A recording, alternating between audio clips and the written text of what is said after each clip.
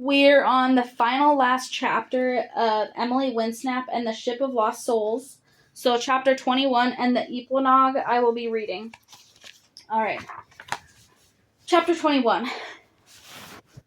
My goodbyes were swift. After a round of tearful hugs and good lucks and will never forget you, I divided from the ship, one last wave to the others, and I ducked under the water and swam as fast as I could back to the island.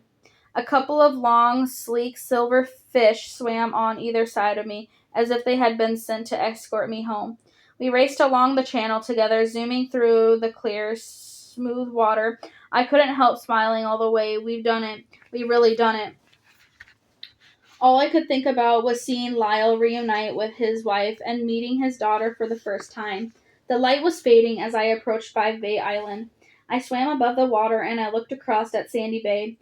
I could just make out three figures on the beach. I stopped swimming and waved. One of them waved back, then nudged the other. A moment later, two of the figures had run down to the water edge and dived right in. The other waited on the sand. As I got closer, I could see that it was Mandy. It didn't take long to find out who the others were. Emily. Aaron was swimming towards me at the speed of a rocket. Emily, you're back! You're back! He swam at me so hard I almost had a backwards somersault under the water. Once I'd recovered, he grabbed me and held me tightly. I hugged him back just as hard. It felt as if we'd been apart for months. Lyle was right behind me. I grinned at him. I couldn't wait to hear how he felt when he seen Lowena and what he thought about his daughter. And then he said something that took all the happy out of everything. Is Lowena with you? I let go of Aaron. What? Lowena, where is she? Isn't she back? I asked stupidly. Of course she wasn't back. If she were back, he wouldn't be asking if she was with me. Where was she then? I watched the hope drain out of Lyle's face, leaving it gray and lifeless. Worse, even then it had been before I'd gone. What do you mean? He asked. She isn't with you? She came separately, I said carefully. I couldn't tell him about the baby. That was for Lowena to do when she got here, if she got here. She should be back by now. Are you sure she's not back? Lyle didn't even answer. He just turned and swam away. Aaron took my hand. We followed Lyle back towards the beach. Lyle, stop, I called. He was already out of the water, his tail turning into legs. What for? He asked, his voice broken and cracked, as if it were very full of splinters. It's not over yet. Please wait, just for a while. Lyle sighed. Then he held out his arms in the hopeless shrug. Okay. He sat on the sand. I'll wait. What else is there for me to do? Mandy splashed into the water. You made it, she screamed. I hugged Mandy, told her how glad I was to be back. Then I dived back into the water to join Shauna. When we saw her arriving a few minutes later, I danced around in a happy circle with her and told her how scary it had been, but how good it felt to be safely back in one piece. I sat on the water edge with Lyle, holding his hand, telling him not to give up, telling him Lowena would be safe, but I was lying, as I did all of those things. Inside my heart was breaking. I had failed. The one person I had gone to collect hadn't made it back. How could we be happy with any of this? It almost pitch black when Lyle got up and pushed sand off his legs. She's not coming, he said. It's over. I'm going home. As he turned to walk up the beach, I got up too. Wait! Lyle turned back. I had to tell him he was right. Lowena had gone. It was obvious she hadn't made it, and I promised her that if she hadn't come back, I'd pass on her message. But how could I do that? How could I tell him about a daughter he had lost before he'd even laid an eye on her? I opened my mouth to speak and was searching around for the worst words in the world when Mandy tugged on my arm. Emily! Hang on, I need to... Emily! This time it was Aaron. Turned back to them. They both stood up, were looking out to sea. Mandy was pointing. Look, look! Lyle and I peered in the direction Mandy was pointing. It was hard to see anything out there on the dark blue sea against the sky, but was nearly black. But Mandy was right. There was something in the water, bright above the waves, moving through the water nearly here. A person with red, strangely hair, bright green eyes. that shone like a cat's against the dark sky, and a bundle in her arms. Lyle, her voice came across to us like a song being played on the wind. My love! Lyle ran to the water so fast he almost fell to his knees. Lowena, oh my darling, you're alive, you're home. A second later, Lowena had reached us in the shallows of the water.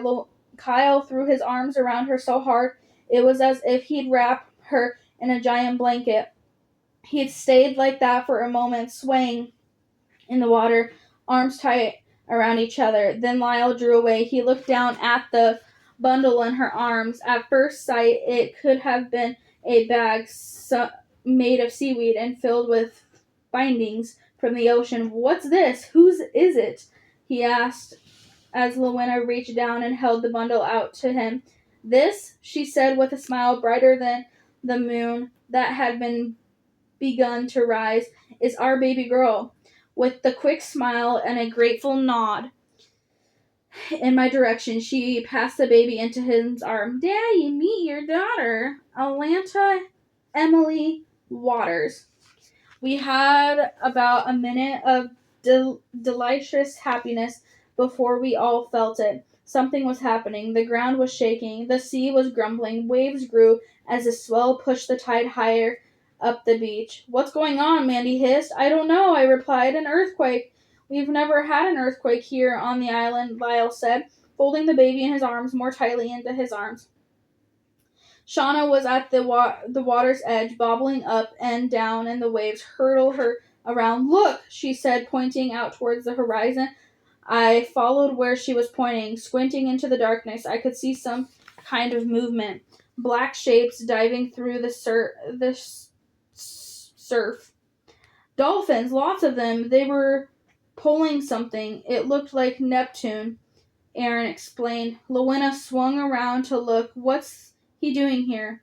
She breathed. As Neptune's chariot was pulled closer to the shore and the dolphins came to rest in the breaking waves, his figure was clearly visible against the night sky. He towered in his chariot, holding his trident in the air, the moonlight shining down on him like the spotlight on the stage. Neptune ordered his dolphins away, then rose higher in his chariot and waved his trident. As he did, the waves died down. The earth stopped rumbling. I tried to swallow, tried to breathe normally. This wasn't good. Before I could start to calculate exactly how much trouble I was going to be in this time, someone appeared from the other side of the chariot. As he swam to the water's edge and pulled the chariot closer to shore, I could see who it was. So could someone else. Seth! Shauna swam over to him and was about to throw her arms around him when Neptune very astonished cleared his throat. Not that Neptune does anything astonished. Neptune has something he wants to say, Seth announced in the formal tone I'd never heard him use before. I guess it was his work voice. We all fell silent while we waited for Neptune to speak. Eventually, in the calm, even very un-Neptune-like voice, he said, My young advisor told me here told me what you were attempting, and I wanted to see for myself. Seth told Neptune what we were doing. He flashed a quick, I'm sorry look over to us. I forced him to. Neptune went on. I could tell he was concerned, worried. I do not need my staff being distracted by worries or concerns, I insisted. He tell me. He honestly will be rewarded. I couldn't blame Seth for telling him what was going on. When Neptune insisted on something, you don't have a lot of choice about whether to do it or not. I knew that. No one has ever done this before, Neptune went on. Not once, not ever. It's been attempted, but never successful. I had no reason to believe this occasion would be any different. No one spoke, no one moved. We all just listened. Atlantis is one of the best kept secrets in my kingdom, and those who work for it are among my most treasured staff, Neptune continued, which is why I decided to come here. My intentions was to come to you to offer my condolences. He looked across to Lyle and Lowena, his gaze falling on the baby. I can see, he said, that there was no need. Then he did this weird thing with his face. I'm fairly sure I'd never seen him do it before, so it took a moment to realize exactly what it was. He was smiling. Instead, he said, "We shall join you in a celebration. Tonight, take to your beds, your home, settle back into your lives. Tomorrow, as a celebration and a reward for the bravery and expertise shown by all of you." At which point he half turned so he was looking directly at me. I gulped and tried to remember he was praising me, not punishing me. Then I did a weird kind of smile thing back at him. "I shall spend the day here with you. You have 2 days remaining of your trip, I believe." "That's right, Your Majesty," Shauna said. "Thursday and Friday we all leave Saturday morning. Then I shall spend the night preparing some treats for you. Tomorrow there shall be dolphin rides for all the Brightport children, voyages of discovery to the most secret cave in the area for the Shaprock class, and we will end the day with a banquet that will instruct my personal staff to create and send over. We will make it to the best day any geography trip has ever seen." How does that sound? How did it sound? It sounded amazing. Lowena edged into the water towards the chariot. "It sounds swishy, Your Majesty," she said. "Thank you." Neptune shuffled in his chariot. "Very well," he said. "You're welcome." He looked down at Seth. "Now, get me to my nearest palace, and then you can come back and spend some time with he glanced at Shauna, "with your friends," he finished, emphasizing the word enough so that I could see Seth's cheeks burn, even in the darkness. As Neptune sat back down in his chariot, Seth grinned, and "Shauna, see you soon," he said. She smiled back so brightly that the moon had a competitor for a moment. "Come on now," Neptune ordered in a loud booming voice that was much more like him. "I don't have all evening, you know." With that, Seth swam back around, turning the chariot away from us. Neptune banged his trident against the front of the chariot, and the dolphins reappeared. A moment later, they were all gone. I hugged Shauna goodbye. "See you tomorrow," she said. "I can't wait." "Me neither," I agreed. I could hardly believe what had just happened. Any of it. In fact, I was pretty sure I wouldn't sleep much tonight. Night, sweetheart," Shauna said softly. "Look at Atlanta, Emily." The rest of us turned and headed up the beach. "I thought she didn't have a name," I said shyly to Lowena and Aaron, and I walked back to Lyle and Lowena's house with them. Lowena and Lyle hand in hand, Lyle carrying his baby daughter in his other arm so lovingly it was as if he had waited all his life to hold her. "She didn't," Lowena replied with a soft smile. "But somewhere in the middle of the crazy portal, I knew what her name had to be.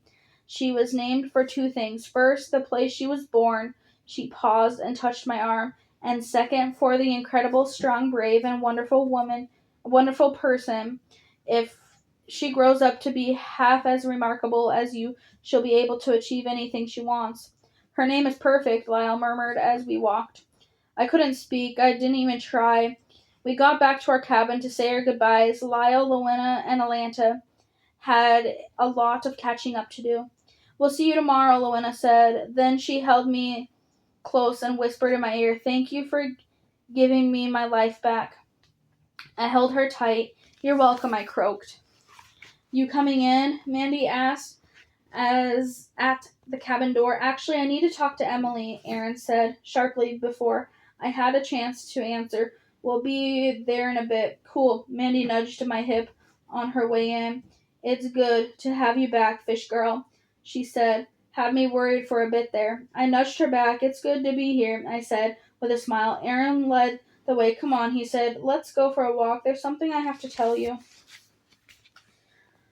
We walked along the road that led to Deep Blue Bay. My stomach was in jitters, not just because of Neptune's visit, but also because of Aaron wanting to talk.